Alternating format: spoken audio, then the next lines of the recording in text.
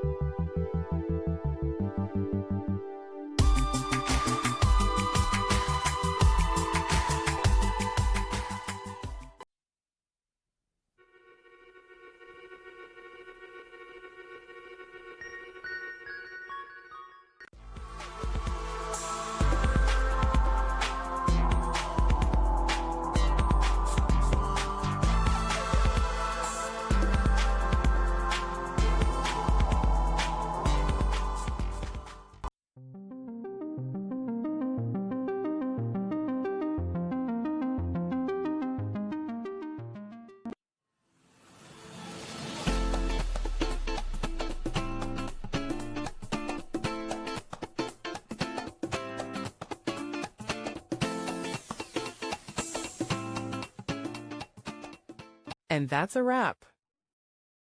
I hope you found the answer you were looking for. If you did, take a second to hit that subscribe button. It really helps out. And let me know in the comments which solution worked best for you. See you next time in the debug zone.